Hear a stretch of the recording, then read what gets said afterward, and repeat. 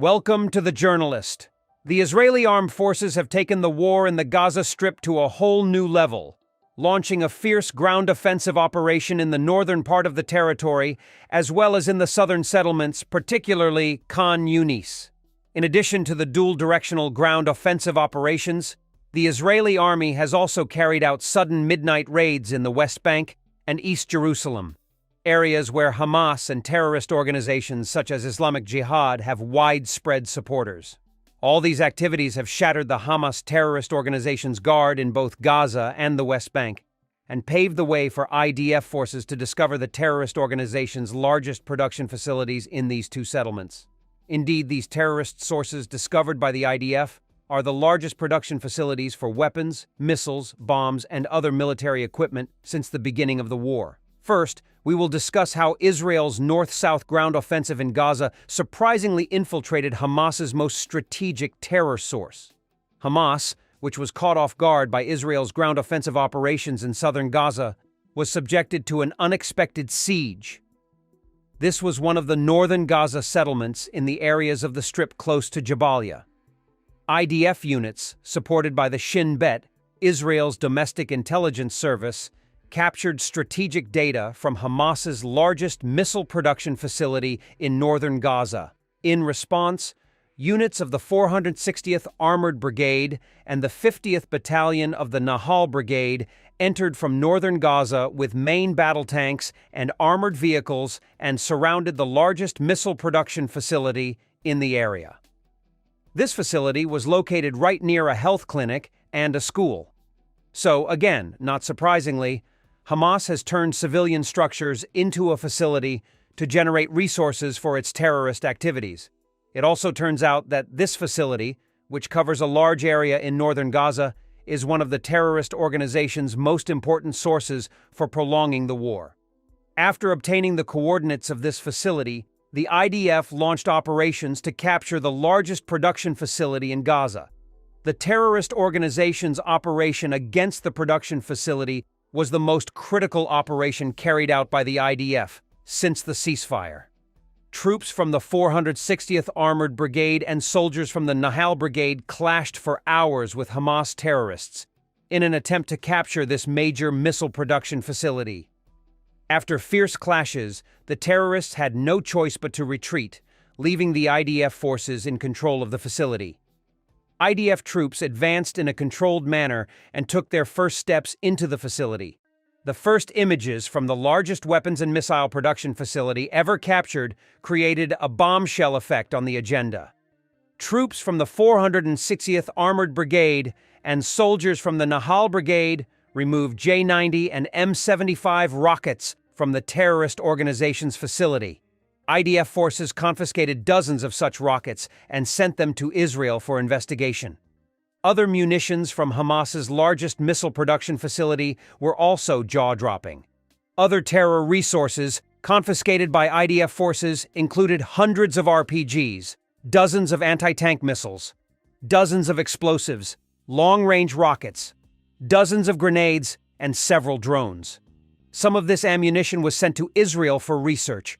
The rest was destroyed by troops from the 460th Armored Brigade and soldiers from the Nahal Brigade. By destroying the terrorist organization's massive missile production facility, the IDF gained a huge advantage in the war. Because the IDF forces are currently conducting a ground offensive from both the north and south of Gaza, Hamas is in a desperate situation with the loss of this weapons production center. But this was not the only operation that left Hamas desperate for military ammunition. As we have already reported, IDF forces carried out an unprecedented raid on Hamas' largest and most important weapons and bomb production centers in northern Gaza, as well as in the West Bank. This time, the center of the raid was the settlement of Jenin, north of Nablus. This is one of Hamas's most important terrorist hotbeds after Gaza. But it was here that the IDF discovered the location of the terrorist organization's largest bomb-making facilities. After obtaining the data, Israeli troops entered Jenin, north of Nablus, in the middle of the night. A large number of IDF special forces and brigades participated in this critical raid, which the terrorist organization did not expect. The IDF reported that reservists from the Menashe Regional Brigade, the Duvdavan Unit, Lotar, and the Border Police conducted an overnight operation in the West Bank refugee camp of Jenin. Following this critical operation, IDF forces located 2 tunnel shafts and 3 bomb-making laboratories. The tunnel shafts are reportedly connected to underground passages that lead to settlements near the border with Israel. By closing the entrance to these tunnel shafts, the IDF military forces cut off the terrorist organization's logistical network. But the most striking detail of this operation was the 3 bomb-making laboratories belonging to the terrorist organization that IDF forces captured in Jenin. These facilities were among Hamas's most important production sites, from which the terrorist organization drew its funds for its civilian attacks against Israel. When IDF forces entered the terrorist production houses, shocking details were revealed. The bomb-making laboratories contained a large number of firearms, missiles, and other equipment. All these sources of terror were reportedly seized by IDF military units.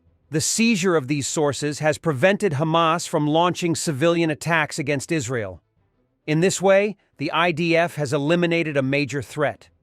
Some of the munitions and military equipment seized in the bomb-making laboratories were sent to Israel for further investigation, while others were destroyed by Israeli soldiers. The Israel Defense Forces' simultaneous seizure of Hamas military munitions production facilities in different areas has brought this war to a very different stage indeed. The terrorists are now unable to exert any influence in the north or south of the Gaza Strip, nor in the West Bank or Jerusalem. This allows the IDF to further expand the scope of its counter-terror operations. Critical assessments of the expansion of Israel's ground offensive operations are also coming from the United States. U.S. officials claim that Israel's major combat operations will be completed by the end of January at the latest, or even by the end of this year. On the other hand, according to security analyst Zoran Kusovac, Israel aims to cut off Khan Yunis and create 3 separate areas under Israeli control in the Gaza Strip. Kusovac argues that there has not yet been a real war against Hamas. His statements fuel speculation that Israel is in the final stages. What about humanitarian aid? At the same time as Israel is carrying out all these ground offensives, naval operations, air and sea bombardments, it is also doing important work for the residents of the Gaza Strip who want to move away from Hamas. Most recently, Israeli Prime Minister Benjamin Netanyahu announced the approval of 2 fuel tankers per day for Gaza hospitals. Netanyahu announced after the meeting of the Israeli War Cabinet that these 2 tankers will contain a total of 60,000 liters of fuel. On the other hand, it was reported that 80 aid trucks entered Gaza last time. It is also claimed that after Israel launched ground offensive operations in southern Gaza, people there were directed to Kerem Shalom side border crossing instead of Rafah border crossing. In short, Israel is dealing with the terrorist chaos caused by Hamas on the one hand and trying to evacuate those affected by this chaos to safer areas on the other. But the most important thing for Israel to be aware of is that there are still people in the Gaza Strip who support these terror groups, and they are among the innocent people. This is why Israel needs great effort and patience in this sacred mission. Thank you for following us.